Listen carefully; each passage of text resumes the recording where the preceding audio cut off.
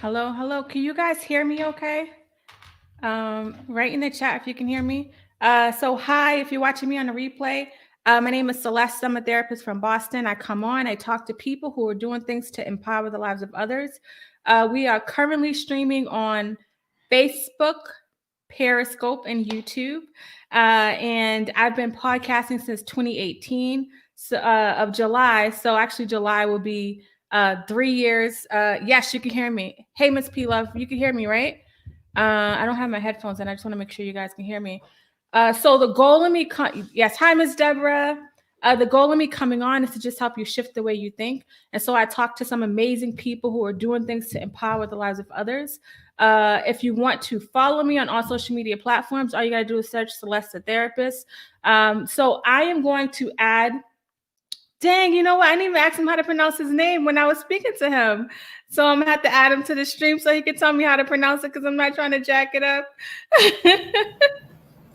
I usually be like, make sure I say your name right, but I don't know if I said it if I'm gonna say it right. So you introduce yourself to my audience. Good evening, everyone. My name is Jawara Griffin. Jawara Griffin. How are you Yes. today? I'm great. I see you got your merch on, Homeboy.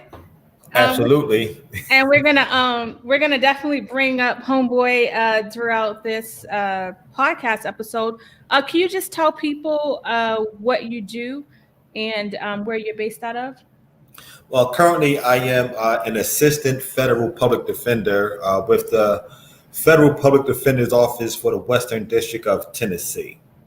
So we cover our largest city is Memphis, but anything in the western part of Tennessee is pretty much our jurisdiction. And you started with your career in Massachusetts, right? Absolutely, yes. So I'm originally from Philadelphia, but I went to law school in Massachusetts at UMass Dartmouth School of Law, and then I started working first, well, actually with the Public Defender's Office in Massachusetts, the Committee for Public Counsel Services. So I stayed there for about 5.5 years. Nice, nice. I'm from Boston, so I got to shout Yes. out. I got to shout out Boston. So Yeah. so I love talking about what people do, but I can't do that without kind of talking about people's history because I think it matters. Especially somebody maybe watching this and say, "Wow, he's a lawyer. He must have had it made." And I if wish. you've read if you read his book, he far from had it made. So I want to start with growing up in Philadelphia.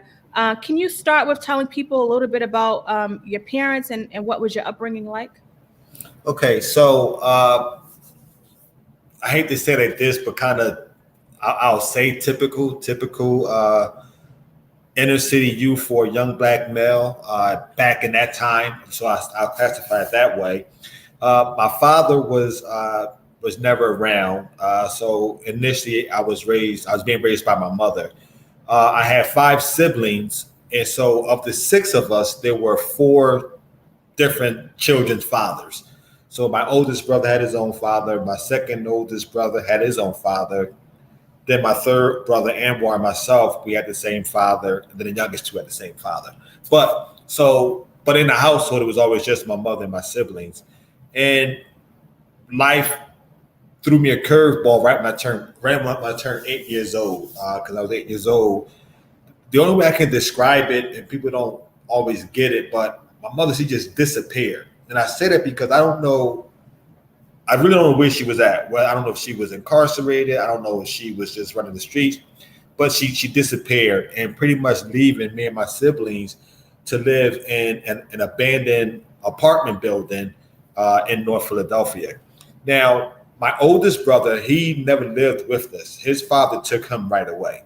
So it was pretty much my second oldest brother, Nigel, Anwar, and myself in this apartment complex because my sister had some type of severe stomach issues, which required her to be hospitalized for over a year. And then my youngest brother was with his paternal grandmother for most of that part. And so we pretty much squatted in this abandoned building for the next 2 years. Finally, at the age of 10, my mother reappeared and she moved me and my siblings in with an aunt and her 2 children in another part of North Philadelphia.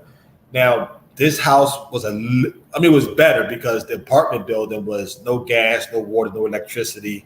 There was nothing at all. We was just pretty, like I said, squatting in this place. You were squatting without your mom being around, or when your mom came back, you were squatting? No, when she wasn't around. Because like I said, we wasn't paying any rent or anything, and it was pretty much an abandoned building. At different times, there was because it was a 3-level. It's a 3-level apartment. I know in Boston y'all call it a 3-family home, but in Philadelphia we call it a triplex. And so sometimes there would be a family on the first floor or the second floor, but we pretty much had the 3rd floor apartment.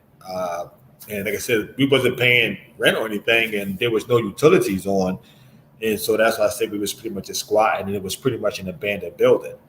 Then when we moved in with my aunt, it was a regular 3-bedroom row home in another part of North Philadelphia. But the biggest issue with that is that by this time, my mother and my aunt was both addicted to crack cocaine. And so we pretty much, this 1986, we pretty much had probably one of the first crack houses in Philadelphia, meaning my house was the house all of the addicts came to cook up the coke and smoke.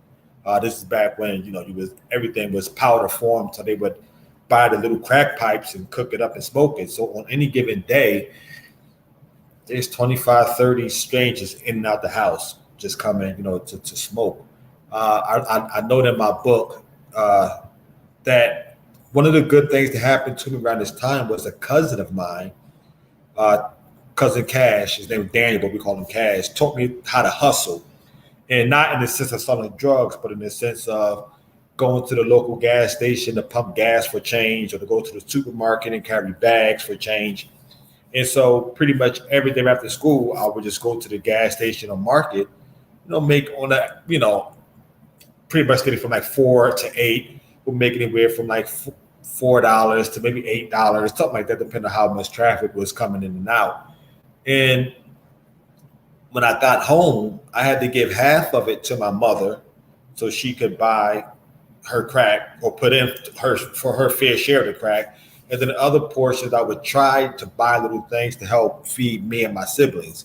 Because after a while, I know my aunt and my mother fell out. So we moved 5 houses down into another house that was reminiscent of the abandoned apartment building. I mean, once again, electricity off and on, water off and on, holes in the roof. So when it rained, it pretty much was raining in the house. It was. I'm listening. During this time, you were in school because I've followed you for a while and heard you on another podcast, and you talked about the story of like the system failing you. Yes. You would go to school, your clothes weren't smelling right. Can you tell people about what happened in school when the teacher kind of embarrassed you that day? Yeah, so it was actually multiple days. So once again, from the time from 8 to 10, once again, we was just living in this abandoned building, no water, no anything. And so, we was the dirtiest, bummiest kids in the school. There were some other kids who were bad, but we were far worse. The one example I never forget that I always use is that one day I was in the schoolyard and the whole front of my sneaker was gone. With just old, beat up, tatted up sneakers. And I remember the kid he says, "Dang, Jawara, you could at least wear some socks." And I pulled up my pant leg to show him I had on socks. The issue was that because I had no front part of the sneaker, the concrete ripped up the sock. So my toes was hanging out. So he was going to the fact that he seen my toes hanging out. He figured I didn't have any socks. And shortly after that, I remember a bunch of the lunch aides they put together and actually bought me a pair of penny loafers. Now, of course, I was grateful, but you're not cool and you can't run around recess outside with penny loafers on. But no one would ever say anything. And I remember when I got to the 4th grade, teacher name was Miss Powell. Once again, you could clearly see how bad off we were.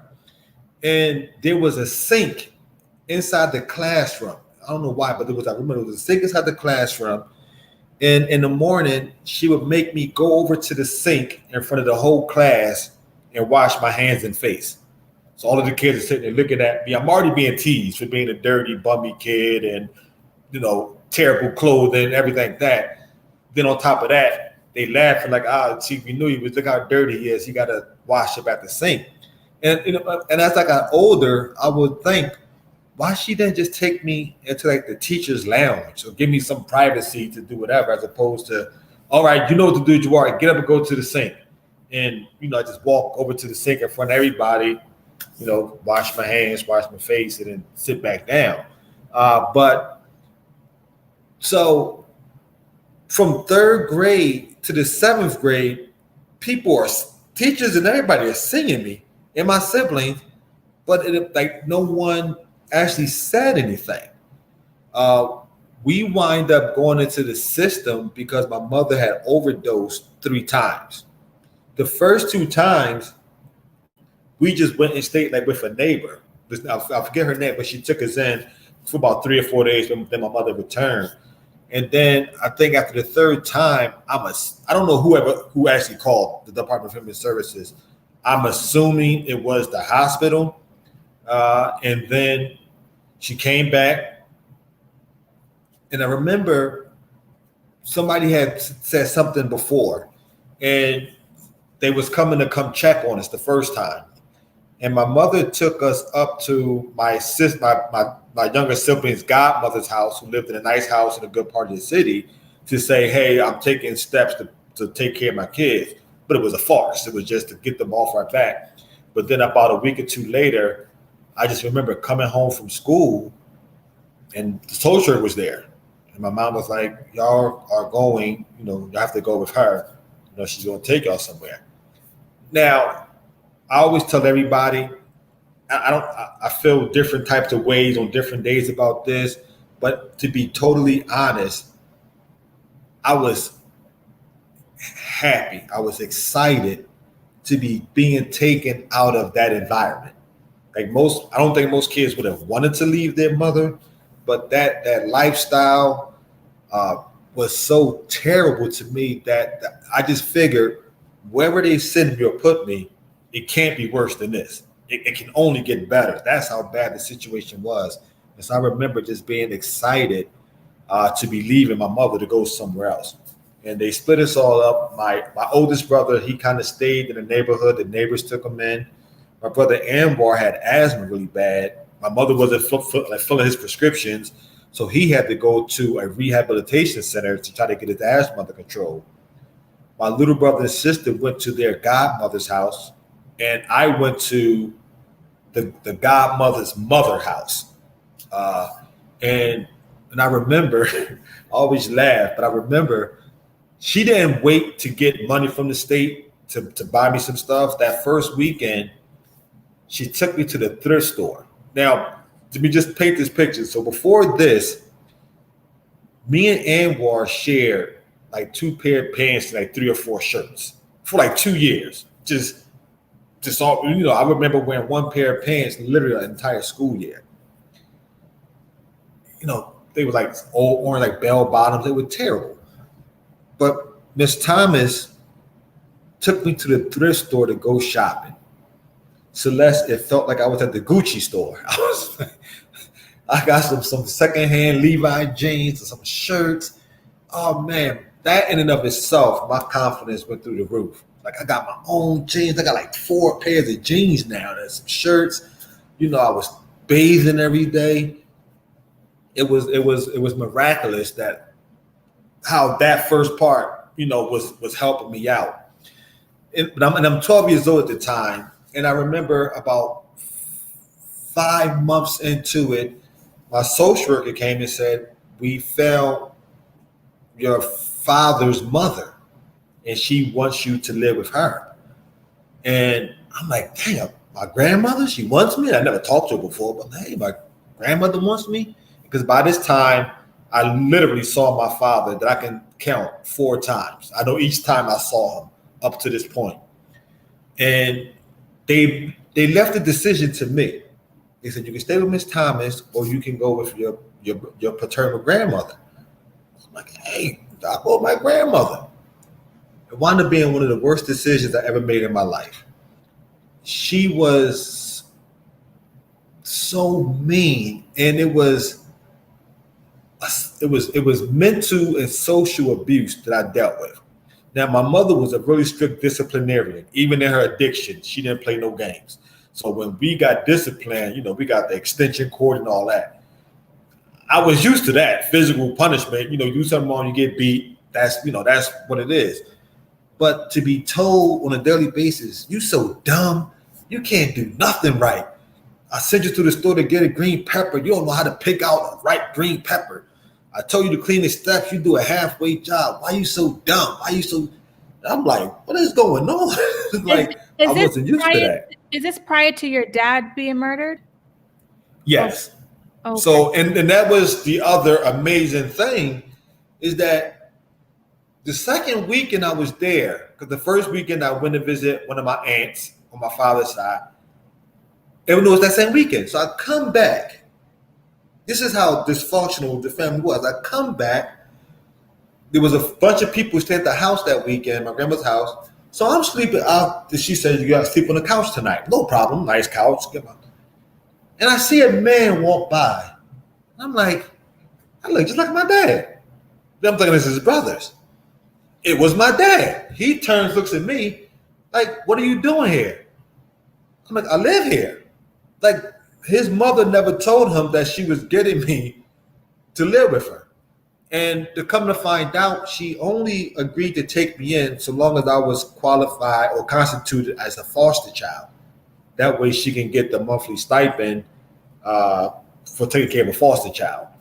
And so that was part of the dilemma. And after that summer, because I went with her in June of 1988, by August, I called my social worker and said, you have to come and get me. She's like, what you mean? I said, I can't live in no more. I can't take this. She says, well, there's nowhere for you to go. And I says, well, I'm leaving. I'm running away. I'm not staying here. I'm still 12 years old, trying to make these like adult decisions. And she said, okay, give me a couple days. And about 2 days later, she came and picked me up. It took me to my first group home. It was a 30-day shelter called Youth Emergency Services. And I remember walking in with my bag. I was 12 years old. I was the littlest kid there. I think the next closest person was like 14. But when you're a child, 12 and 14 is a world apart. It was 14, some 16-year-olds. And I remember just thinking, you hear all of the stories. I'm like, man, what did I get myself into? So that night, this particular shelter was set up where at night we all slept on cots in this big open area. I was scared to death. I'm like, what did I get myself into? I'm thinking, am I going to get raped? That's my honest thought. So that night, every sound I heard, I just jumped up, looked around, trying to make sure nobody was coming to get me. I ain't about to get beat up, whatever have you. And I remember I made it through that night, like, thank God I got through this first night. So now it's time to go take a shower. They had like a communal shower system. So now I'm still like scared to death. Like because I'm brand new to this whole situation. I don't know what to expect. But ultimately, given time, you kind of get in where you fit in and learn the rules and the ropes. And so I stayed there for 30 days. Then after that, I went to my second group home, which is called Southern Homes for Children. And I was there for 90 days. Now, they put me in what was called the Diagnostics and Evaluation Unit. I didn't get evaluated, and I wasn't diagnosed with it. I think that was they just stuck me there. And right when my 90 days was up, my social worker came and said, we have a foster home for you, but it's going to take a few weeks for it to get ready. Your brother Anwar just went to Northern Homes. You can go up there with him for a few weeks before you go to the foster home. I'm like, great, I will see my brother. I haven't seen him, So pack up, go to Northern Homes. I get there. Now Youth Emergency Services had about 16 residents, co-ed. Southern Homes had about 40 residents, co-ed. Now I get to Northern Homes. I just turned 13, get up here to Northern Homes. And It's a larger campus. It's 80 boys and all boys. 80 residents, all boys. And I remember as soon as I get there, they take me to the cafeteria, and my social worker and them had to go through the paper or whatever have you. So I remember I'm in the cafeteria, and the kids are just walking back to me. Now, mind you, I haven't really had I had one little fight at Southern Homes, but nothing major. I'm eating my lunch, and one by one, the kids walking back saying, I got him first. I'm fighting him first. I'm going to fight him first. So I'm sitting there looking like, what the hell did I get myself into? And then finally, somebody came up and said, nah, I think that's Rub's brother. So I'm like, oh, no, he cool, leave him alone. So I'm thinking like, who the hell is Rub? I don't care who Rub is. Thank you, Rub, because they don't want to fight me now because they think I'm your brother. Come to find out, everybody they believe my brother looked like Barney Rubble, so he nicknamed him Rub, and so that was my saving grace. But so he came home from school, and he came over to my unit, and he told me, he says, "Listen, anybody your age or a little bit older, if you got to fight one-on-one. If they too much older than you, if they try to jump you, then I can help. You know, but still, again, he's across campus, and that was the pep talk. You know, other than that, little brother, you'd be all right. We see each other during rec time, whatever have you. Damn. And that was the thing. And I remember I had my first fight. I won the fight, but almost got killed. I say laughing now, but I'm actually serious because me and the kid, we talk about each other's mother, and we start fighting, and I'm winning the fight, doing great. And if you remember those old school sweepers, it was like the the non-electric vacuum cleaners. You just push it back and forth. It was a stick, and the base was real heavy. When I'm winning a fight, he grabs it and starts swinging it at me. Now, the staff member's supposed to be in there. I don't know where the staff member's at. And I'm jumping on the bed, laughing, because I won the fight, so I'm happy. And he ain't going to hit me with this. The base of it came off the stick. Damn. And smacked me in the temple.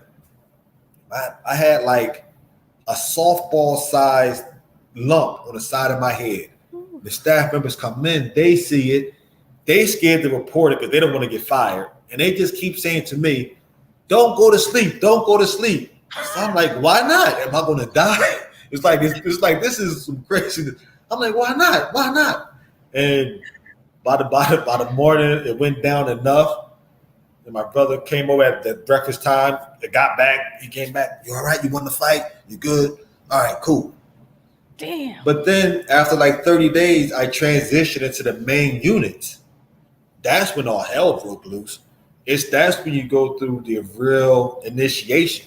So, you know, your first night, they give you a blanket party. That's where they hold the blanket over you and everybody beat you up. They give you what's called a hot foot. That's when if you sleeping, they'll stick a match in between your toe and light it.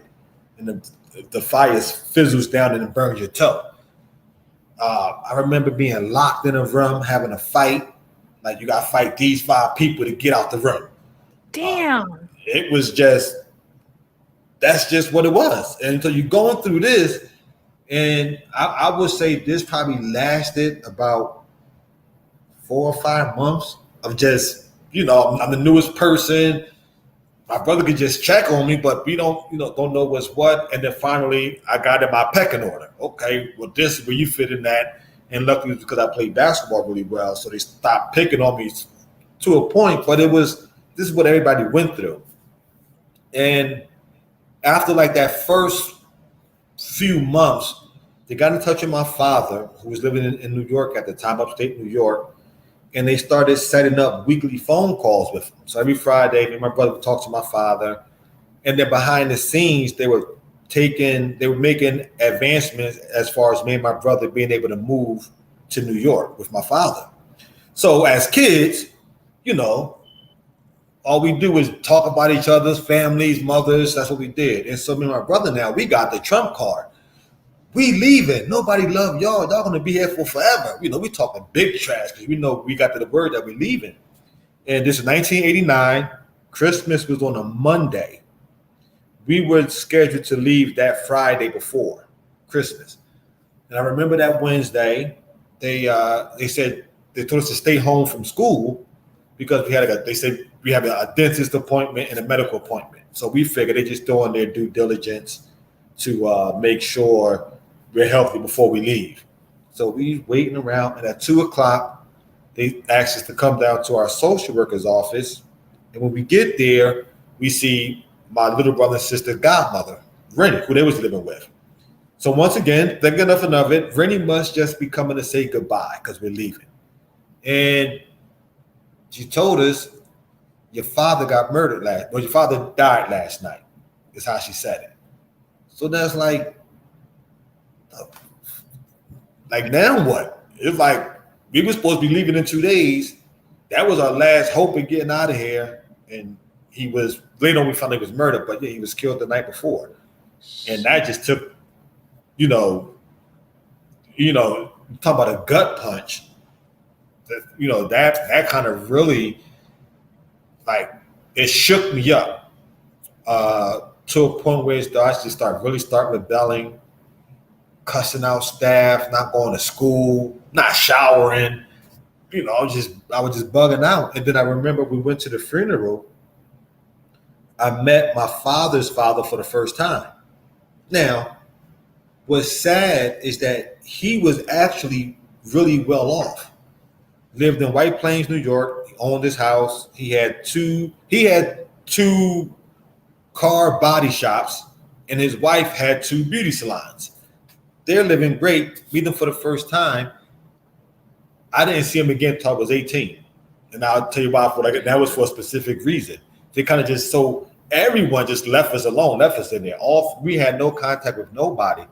But I remember when I went back after the funeral, like a week later, I'm still just rebelling, right? I'm rebelling. I don't care what, I'm stuck here until I'm 18. So what the hell?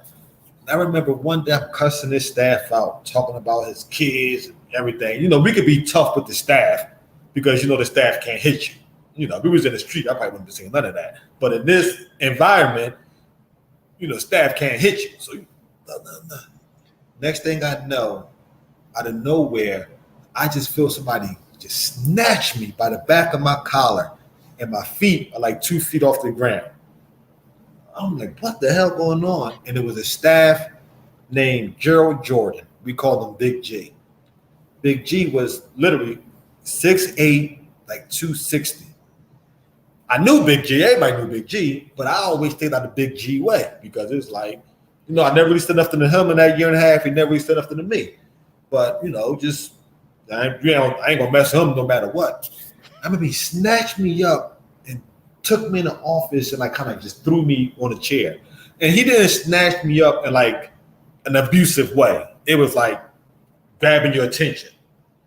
Took me in the office and he was just laying into me. Like, I know what's going on. I know you lost your father. I know this, and that, but you ain't gonna be acting no fool in here no more. I've been watching you. I know that you're a really good basketball player and you got this and you got that. So I'm listening and I'm like, wow, you've been taking notice of all of the good stuff I have been doing up to that point. And from that moment moving forward, he became my father figure. Like the most influential person in my young life by far was Big G. And the main thing he did for me was really start working on my self-esteem. I had no self-esteem. You remember I was the dirtiest, bummiest kid. I had a lazy eye. And also remember being with your biological grandmother emotionally abusing you. All the years of abuse, there was no self-esteem at all. And so for people that are listening that are working with kids and may feel like hopeless or that they're not making any progress, understand that, like every conversation counts. You may not see it in the moment. And I know, like, you went back, and I know you've always been grateful for him, which is in your book. I don't want to give too much of your book away. Okay, but, yes. But he did a lot for me as far as, like I said, building my self-esteem, put me in certain positions to let me know that I'm better than what I even thought of myself. Yeah. And the last thing I say about that, and what is so important, especially for any listeners who are working with children, because I didn't believe in myself. I believed in him so much that if he told me I could do something, I knew I could, regardless of what I thought myself. But that was the type of impact he had in me. And to touch on something else you just said, there were a lot of staff poured into me. But and a lot of times, when a kid is mad and I don't want to hear none of that, and you may think the child isn't listening. But I promised I was taking all that stuff in. And later on in life, when I was confronted with certain situations, some of them things popped to the front of my mind. Tyrone said this, Miss Teresa said that. And I knew how to handle myself in certain situations, even though those people never thought that I was listening. I always listened. And that's what I always tell, like I said, therapists, foster parents, people working with kids. The how do I say this? It's the hardest thing I think they have to work. The hardest part of the job is the fact that you don't know your impact until like 10, 15, 20 years later. Right. Because like a lot of people, when you're working, if you get a positive result, that encourages you to keep doing the work. So as an attorney, if I go get a not guilty in a trial, that's instant gratification. I did a great job. Keep doing what you're doing. This foster mother or this social worker or this case manager, you may be doing the right things, but you won't know until like 10 years later when you see the kid and the kid is actually doing well in life. And then you're like, oh, I was doing the right thing. And so the point is, so a lot of times it can be years of not much encouragement. But I implore them, please continue doing the work because it has its positive effects, even though you don't see it right away, but it definitely does have its positive effects. Yes, and I don't want to give the book away, but there was a part of the book where I want you to tell people about the social worker who was saying that she was visiting you but was not visiting you, because I want to bring that up later. So when I graduated college, my first job was with the public defender's office in Philadelphia as a juvenile social worker. I'm 22. Sorry, before we get to college, I just want to say, college was a transition for him. And you guys make sure, if this story is interesting, you can hear it in details. It's amazing. The book is on Amazon, Homeboy. But, one thing about going from poverty and foster homes and then going to college, that was a huge transition for him. Did not understand how to respond socially, but eventually ended up working. Figuring it out, yes. Yeah. Like as she stated, I didn't have the basic social skills. Hello, how are you? I'm well. How about yourself? I couldn't even have that small of a conversation. My diction was terrible. Right. I enunciated my V's as R's. So instead of saying I'm very happy to see you, I would say I'm very happy to see you. It was berserk, but over time and people working with me, I got past it. And so somehow I graduated college on time and I got my first job. And it was an older lady, Miss Phyllis Router was one of my colleagues. And we used to have conversations about, my life growing up. And I was explaining how I said, well, yeah, I left at 18, but I had a board extension until I was 21. That means they gave me $13 a day to live off of. Those don't like much, but in college, during the months you're physically on campus, that's great because you got your meal plan in your dorm room. But then on the off months and the summer months, you realize, how the hell am I going to make it? But so we had a conversation, and so she says, well, who was your child advocate? I'm like, I didn't have a child advocate. All I had was a DHS social worker. She said, no, you had a child advocate too, and the child advocate social worker. I said, Phyllis, no, I didn't. Only certain kids had child advocates because we would see them when they came up to see the few kids. So I'm like, you had to have a special case to have a child advocate, which is pretty much your attorney. She like, no, every kid has a child advocate. So we going back and forth. So we have to be in the public defender's office, so we have this system. Oh, tell people the job. What job were you doing? I was the social worker with the public defender's office for juvenile delinquents. Yeah. So I pretty much would do the disposition phase of their case. If they was adjudicated delinquent, I would come and help them find treatment or placement or whatever happened. So we in the office. So she said, okay, let's put your name in the system. Put my name in the system, child advocate, Defender Association of Philadelphia, the public defender's office. I'm like, this office was my child advocate? She like, yeah. And she says, if we just closed your case out last year, we still have to have your file. And so there's two sides of social work in the public defender's office. You got the delinquency side, that's kids who are charged with crimes or whatever. And you have the dependency side. That's kids who are in care, like I was through DHS, from either abuse or neglect. We go around to the office, to the file room. Because on the computer tells you, your file, whatever. You go through, there's my file, Jawara Griffin. Open it up, because I was appointed a social worker as well through the office. Supposed to, because the attorneys, they rotate through. So, but your social worker is pretty much who watches your case. Notes upon notes. I met with Jawara today. He's doing great. He's talked about this, that. On this date, met with Jawara again, blah, blah. Had a phone conversation. All these notes. How many years, how long were there? I'm trying to recall. I want to say there was at least 3, if not 4. But it was supposed to have been from when I was 12, because that's when I went into the system. But from what I could recall seeing, it was at least a few years. That's crazy to me. I have chills. I heard it before, but listening to you say it again, that's crazy. It says social worker Kitty Easton. Kitty Easton still works here. That is crazy. So I take the file and I walk to her office. I'm like, hi, Kitty, I'm Jawara.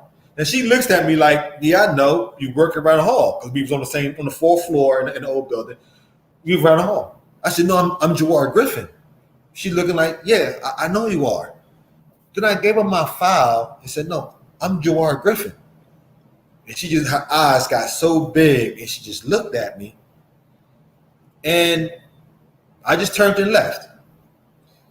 Damn, at that moment, I'm only 22, 23-ish, 23 by this time.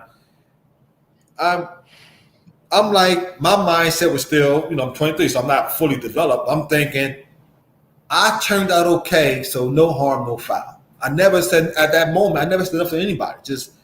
Phyllis knew, and I just left it at that. I never reported her.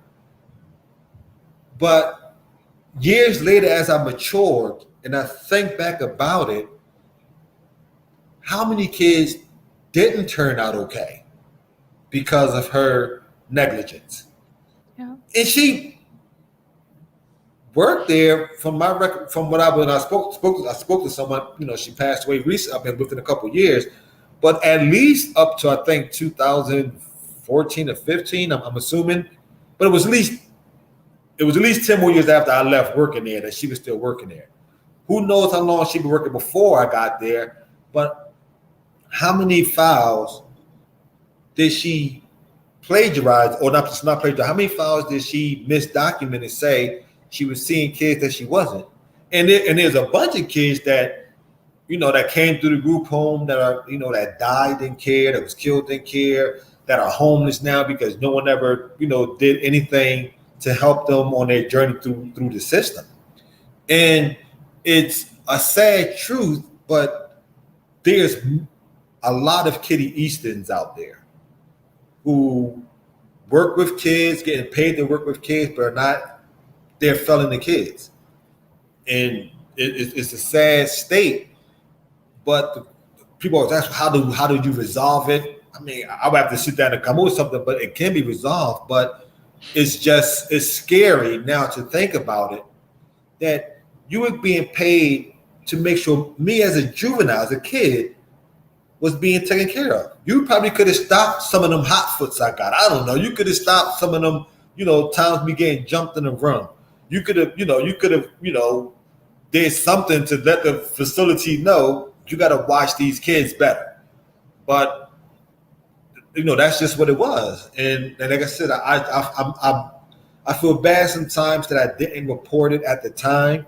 But once again, my mindset was, hey, I turned out okay. By this time I had my college degree, I'm working, no harm, no foul.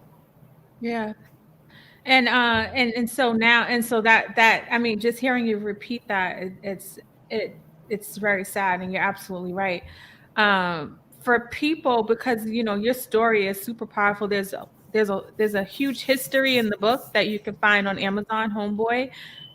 What would you say to people that are inspired and in awe, and their mouth is dropped because they have always held on to what happened and what people said they were and allowed that to stop them? What would you say to them right now for people that are listening to this? I would say, like, no one can see your mind. No one knows you like you know yourself. Because there were plenty of times people looked at me like, there's no way he's going to be anything. Or he can't do this, he can't do that. And now, the whole time I may have been acting out, but that was just an outward projection. I always was calculated in my mind what I wanted to do. Like, I always said to myself, I don't want to lift boxes for a living. Not that there's anything wrong with. Real quick, what he said about acting out for people that are parents or teachers or providers. One telltale sign of a kid that's struggling or got something going on, you're going to find it in their behavior. You have to remember that they don't have all the language to express what they're feeling, but a lot of the behaviors, you'll see the things they're struggling with manifest in their behaviors. And clearly, after his father was murdered, he clearly remembers that, he started to act out. Yeah. But he didn't have, nobody taught him about emotions. So how can he say, I feel sad, I feel scared, I feel angry? So a lot of it you can see in their behavior. Go ahead. Sorry. What I like to tell people, especially social workers, foster parents, whatever, consider this, if you will. Think back to when you was a child, right? You was a child. Something bad happened to you at school. Your boyfriend broke up with you. You tried out for the team, you didn't make it. Or something great happened. You got a good result and whatever happened. And you got home, you couldn't wait to get home. Whether you ran home, caught the bus home, you walk in, you tell your mom, and the first thing she did was grab and hug you. How much did that hug mean? Right? How much did that mean to you? Now consider, kids in care will never feel that hug. They haven't felt it for years before going into the system. And now, because of, boundaries and so forth, social workers and providers, they can't hug children and console them for the most part because they got, because of some issues that have arisen over time with, pedophilia and people who don't want to do right by the children. Boundaries have to be set. But to your point, what's the outlet? The kid don't have that outlet. Don't have that person that, like I say, the other part or the other way to look at it is there's so many adages that says your mother is going to be the best thing ever in your life. No one loves you like your mother. No one's going to care for you like your mother. No one's going to provide for you like your mother. You got a face only your mother could love. Mom is it. So now this is what I'm taught, this is what I'm to believe, this is the best treatment I will ever get. My mom abandoned me. So is that the best I can expect? Because it's not supposed to get no better than my mother. So does that mean everybody's going to walk out of my life? Am I not to be able to, I shouldn't expect anything from anyone? And so that's a whole nother, ordeal that has to be figured out. and I'm sorry to get back to your question about people that's trying to figure out. You have to make up in your own mind as to what you want to do, and you have to realize your own strength and your own, level of perseverance. Because I say that every child that's in care, continue persevering. And I say continue because the mere fact that you're still alive and you're still, going through what you're going through, that's evidence that you're currently persevering. Like you didn't throw in the towel, you didn't quit, you didn't whatever.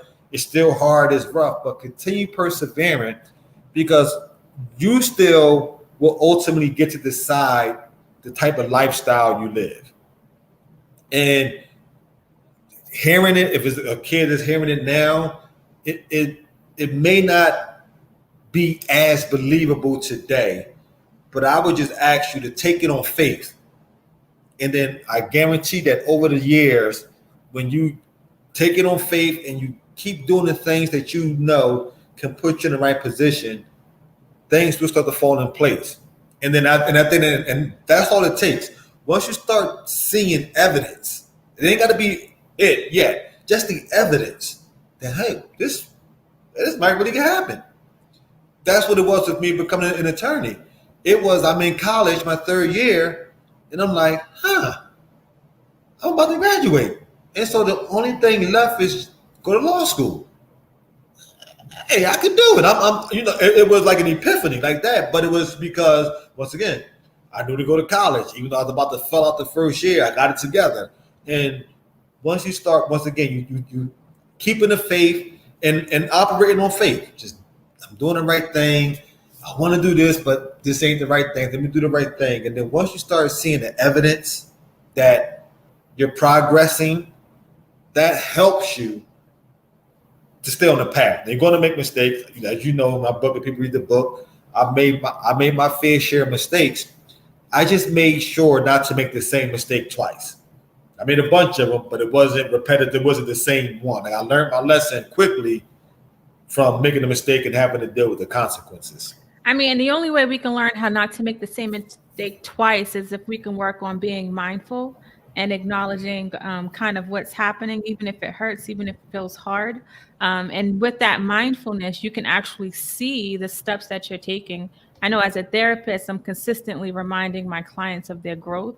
And I get everybody doesn't have that acknowledgement from a person, but really start to pay attention, even if it's just, my goal was to make my bed today and start making my bed so I can start being consistent. Like that's a step into the right direction. You may not be where you want to be, but you're further than where you were yesterday. And I always tell people you got to make your today better than your yesterday. And that's really how you win in this game. That's how you gotta, and I tell kids too, you can't let someone else determine what's successful for you. Yes. When I graduated high school, they was ready to throw me a party. Oh, you're a success now. You made it through the system. Like you should be satisfied in life that you graduated high school. But in my mind, I knew I wanted more. Like I'm not stopping here. But they was ready to tell me you got to pass. You don't got to do nothing else. You're a success. But no, that's for you. That's not success for me. Same thing when I graduated college. Man, boy, you really defied the odds there, man. Who knew you were supposed to be in prison? Says who? You were supposed to be this or that, but you made it through college. You're a success. You can stop. There's nothing else you need to do. You're a success. No, that's your definition of success. My definition is I set a goal to become an attorney, and I say that, and that goes both ways. If you want to be, if you're a kid and you say, you know what, I want to be a public transportation driver. I like how they be working the wheel. And then if you become that, you're a success because that's what you determined you wanted. If you want to work in the sanitation department, if you graduate high school and you get your job in the sanitation, that's what you deem for yourself. That's what you wanted. That's what makes you a success. If you want greater. So it's like whatever you want for yourself. Yes. Set it and do it, and don't let no one else tell you what is successful. I love whether it. You should be happy enough or you're not good enough. Because I remember after that first year of college, I had to go take summer classes I had to get 6 credits so that way my financial aid can kick in for the next year because I failed so many classes. And I says, okay, I'm gonna take Spanish 1 and 2. It was a combined course, but it was like what do you call it? It was like can't think of the term, but anyway, it was like 3 weeks instead of the regular 6-week course. It was 3 weeks of Spanish 1 and 3 weeks of Spanish 2. It was just you was going every day. And I remember I was back at the group home for the summer. I was talking to somebody, and they were like, "You can't do that. You know how hard it's going to be to take Spanish 1 and 2 in college." And it was just like, I'm like, man, how about a little encouragement? Luckily, I tuned the noise out and ignored them. Of course, I went through and passed both classes to get my financial aid. But there's going to be so many people that think because you're in a certain predicament or situation that you're not equipped to do something great or do something that they think is hard. No, I'm actually more equipped than the average person because I've been persevering and going through these quote unquote difficult situations since 8. So I can figure something out. I can get past it. And so that's what I tell people. And for people that may have the naysayers, you got to remember their response is where they think their maybe line is. They may not believe it for themselves. And so they're going to give you what they believe to be true.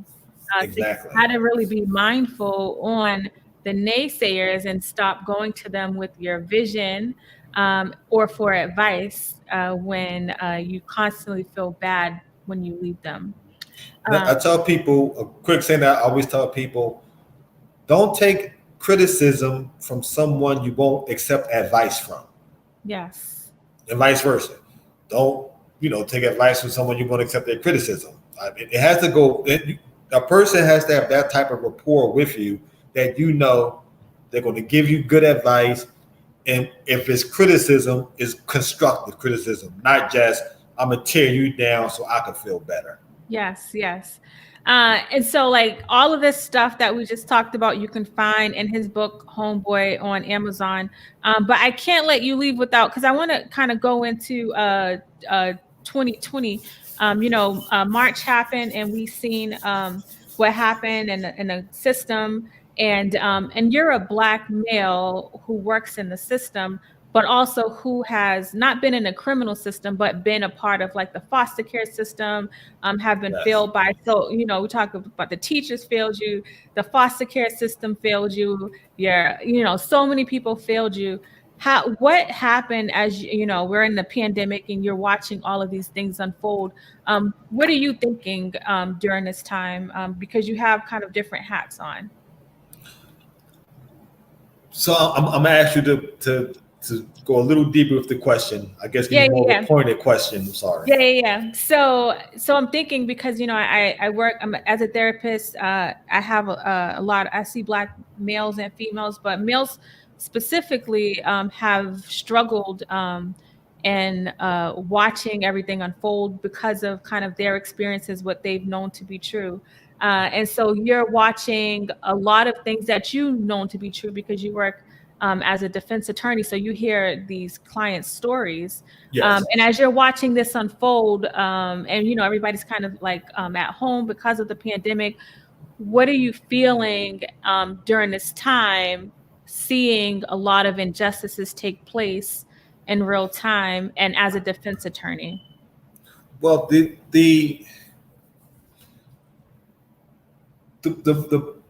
biggest one I see comes from the fact that, and I can speak as far as federal facilities, the ones that I'm dealing with here in Tennessee, is that these jails or holding facilities or prisons or whatever you want to call them, they're being run by private age organizations or private companies, and it's these for-profit companies. And the only thing they care about is making sure the bed is full so they can charge and get money. And I remember when the pandemic first happened, so in March, April, May, and it was only, a a matter of time before an outbreak occurred at the jail. And they did everything possible to make sure they kept every male in that facility by initially not being forthcoming with the fact that there was an outbreak, to the point of saying they're providing adequate care when they wasn't, exposing, the inmates, to the COVID, because they're saying we got this whole pod locked down, but you bring in 10 new people from outside and you put them in that pod. And, so with me, I'm getting calls from clients. So, we're filing motions with the court. Hey, court, can you release my client because this COVID stuff is serious? And so the initial ones was no. So now when we get clients that have COVID, I get clients calling me saying, oh, I got the headache. I got this, I got that. So I'm like, Judge, now the person has COVID. They write to the judge and say, no, Judge, the facility, we have it under control. We have, treatment. We have everything necessary to contain it. And you don't. And it's like it got to a point where we had to call them out because they started giving us reports. And they tried to say, of all of the people, over hundreds of like a few hundred people, all but 2 are asymptomatic. And I'm like, well, we know that's not true, because every time my client said he had COVID, we sent a release form to the medical part of the prison saying, I need a copy of my client's records. So it shows that the client asked to see the doctor. Put on the request form his symptoms. I'm having headaches. I'm having this. I can't breathe. So it's like, you can't say they're asymptomatic when we have documents where they're expressing their symptoms. But once again, the facility, the warden, the facility owners, the company's called Core Civic. They was willing to do everything to jeopardize the lives of people and these people are at this facility are all pre-trial. So that means they haven't been convicted of anything. They're either being held without bail or they can't afford the bail. So this is, so they still innocent to proven guilty, but you're treating them like they're all murderers, and to release them would be a big disservice to the communities. So we'd rather you leave them here where we'll keep them safe, but you're not keeping them safe. Your bottom line is you want that bed filled so you can keep charging and making money. So that was one issue. I will say, and I'll be candid about this, I'm hard on Black men because I know how strong and capable we are. I know how smart we are, how intelligent we are. So when we do dumb stuff, it eats at me because my mindset is you know better. So when you know better, you should do better. And so I remember when the pandemic first started, you had Black people don't get the coronavirus. So you had that going on for the first month or two. Then people start getting it. And then even outside of that, you're still going out in large droves. You're already in inner city where, especially like Philadelphia, every house is connected. Everything is a row house. So you're on top of each other. And that was, remember, they was blaming, that was one of the reasons the numbers were so high in the inner cities, because they're living on top of each other. And you're still not taking necessary precautions to keep yourself and your family safe. And, even as a young person, your immune system and your lungs may be strong enough, but your grandmother's may not be. And you want to go hang out with your friends. I mean, even to a point that I was back in Philadelphia to see my daughters for Christmas, and I'm hearing Black party promoters promoting, come to this club for New Year's Eve. But this is how crazy it is. Philadelphia is technically shut down. The party promoters started promoting, Philly, we gonna party in Atlanta. So go get your Spirit tickets, your cheap airline tickets, and meet us in Atlanta for 3 nights of clubbing. Not to be funny, right? But that ain't the white man telling the Black man to go in this you cesspool. It's other blacks. Encourage other blacks to go, do this. So, I mean, too many times I think we make excuses when we shouldn't be making excuses. We should be actually holding each other accountable. I mean, it's not a negative thing for one brother to hold another brother accountable. Like, come on, you know better, but if you don't, let me teach you so that way you do know better. So you shouldn't. But instead, when we keep pointing the finger, trying to pass the blame, that's problematic for me. And I say it means a lot coming from you, considering the fact that the system did fail you. And I hear, unfortunately, a lot of people blame the system for their circumstances. And I always say, like, healing. Your healing is your responsibility. It may not be your fault you are where you are. And, we listen, we're at an hour into the podcast. And so we've heard numerous of stories that you've told us that's not even half of what you went through, where you can literally say that the system failed you. But at this point in your life, you are like, it's my responsibility to be okay. And so, like, I think when people hear it coming from you, it means a lot, considering your history. Does that make sense? It does. Mm-hmm. And a lot of people always ask, because, like I said, my 5 of my 6 best friends in the group home all did a lot of time in prison. Well, you read the book, so you probably, I don't know if you've seen, but I posted something. 2 days ago, 3 days ago, yeah. Yeah, when my friend Nate Riley got out of, that's actually, that's crazy. He got life at 15 for something he did at 15. Luckily, the laws changed a few years ago where they said you can't get juveniles life without parole. So he went in at 15. He's now 42. He's just now getting out. But the point is, people always ask, well, what made you different? What made you different? And I always say, I'm no different, because all my friends, they was as intelligent, they all had that likability factor, but the only thing I can say is, one of the keys somebody used unlocked me. I don't know which key it was. It could have been Big G. It could have been somebody else. But they never gave up. Even when I was getting mad, cursing them out, turning away, walking away, people kept throwing it to me. And it's like the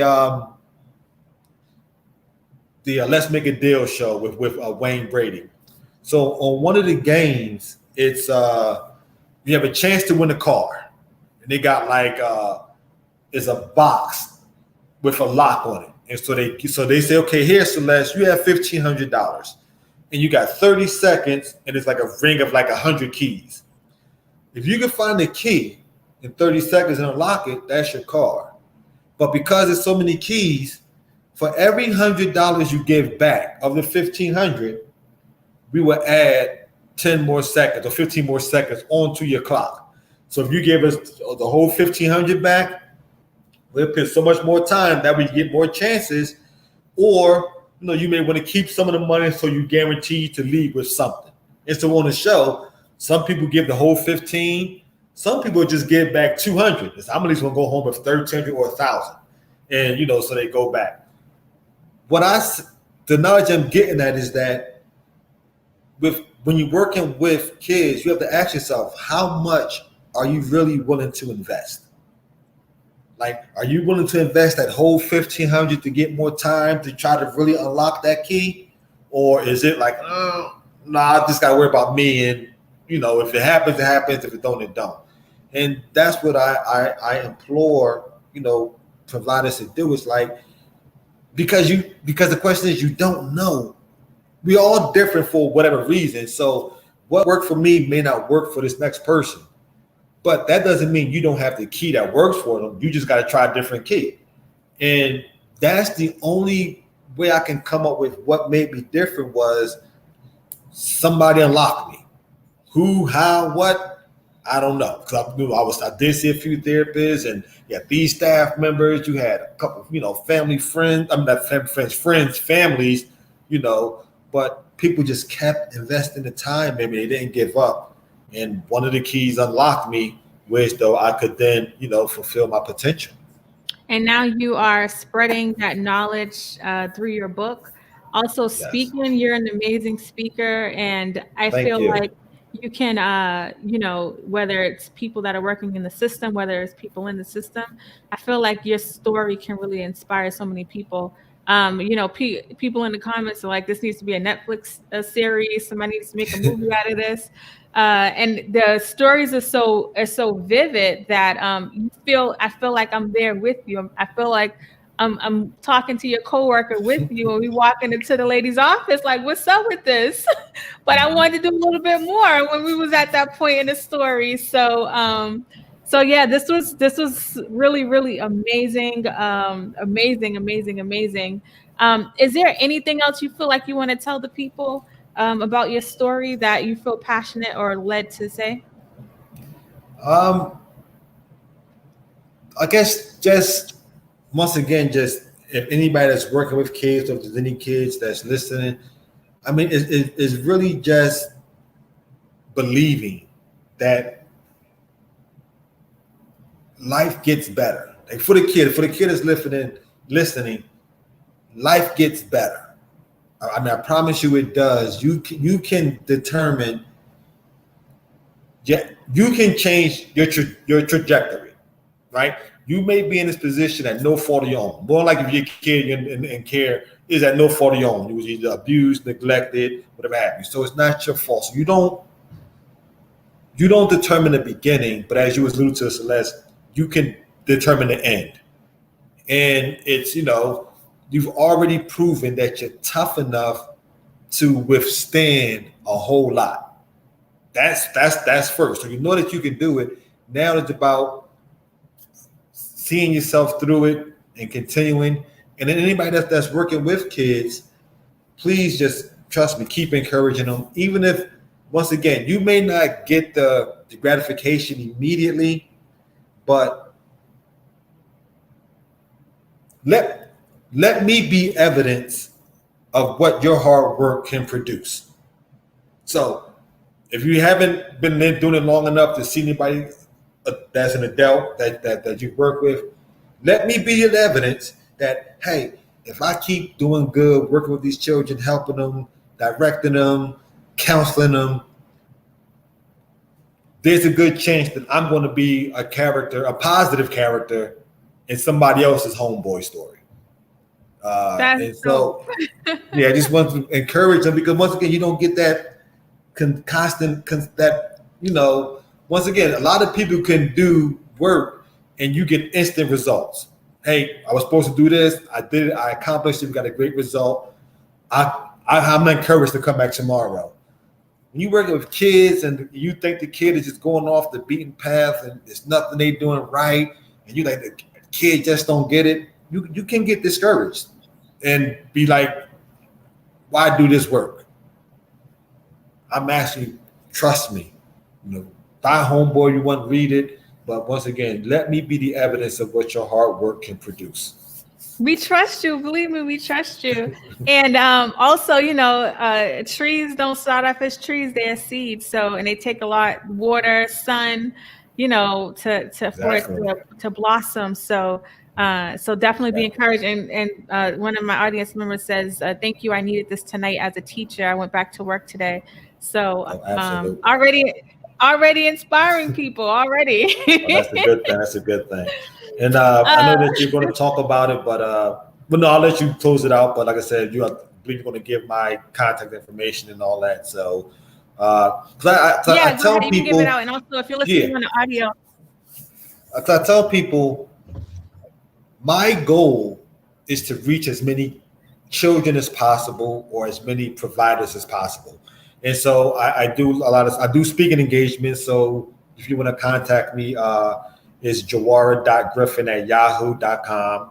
So that's JAWARA.GRIFFIN@yahoo.com. Facebook and Instagram is both Jawara Griffin. Or you can even call me, 215-840-6347.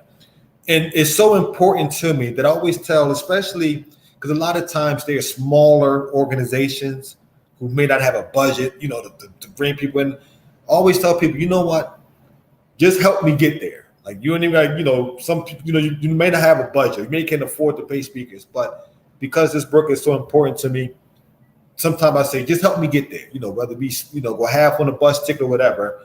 And I would be more than happy to come out, talk to, schools, group homes, kids, providers, especially providers, because the work that you do is so important that I want to help keep you encouraged as much as possible. And I also want to encourage and motivate and inspire as many children as possible throughout this world. It shows your passion. Your passion clearly speaks through your story, I'm just, I think just hearing everything that you've been through, and I know you mentioned kids a lot, but adults can also, don't think just because you're not a kid no more that this doesn't apply to you. You can definitely be the author of your story as well. Oh, Uh, yeah. despite your age, if you're hearing me or listening to me or watching us, like he said, you're still here, and you matter. So that was really good.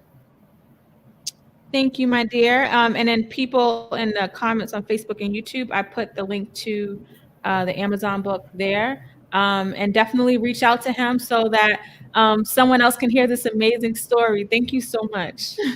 Thank you for having me. All right, bye. Bye-bye. That was awesome. That was awesome. So thank you guys for listening to this.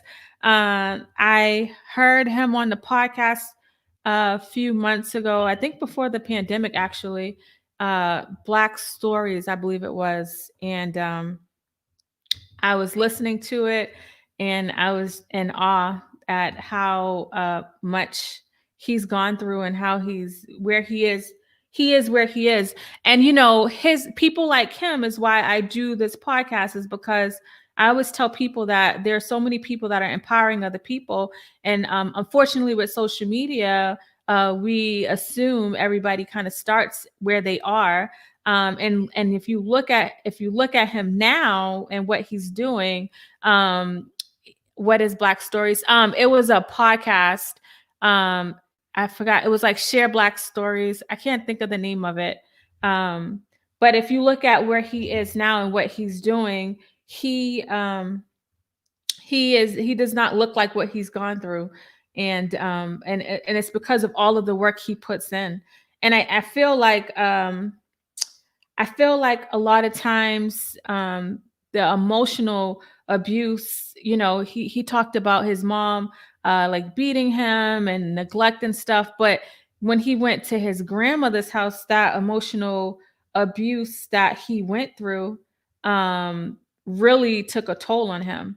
And I think the reason why like emotional abuse can be so hard is because you can't see it, but it has such a lasting effect on you. And I do realize that a lot of people, you may not have been in the foster care system, but that emotional abuse, being called dumb, stupid, that's that voice, that inner voice that when you're trying to figure out why you can't get it together, you're walking around with your own bully every single day trying to accomplish something, but that voice is telling you something different.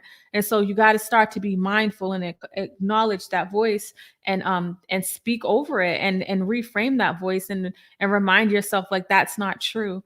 And so clearly he's done a lot of work. But if you want to hear the entire story, a really quick, good read, Homeboy, and you can find it everywhere. So I appreciate you guys for listening to me and for rocking out with me all the time. And we'll be back Thursday. Follow me on social media, Celeste the Therapist. And you can also, if you want to be a guest on the show, if you have a show idea, email me, info@celestetherapist.com. And until next time, guys, I will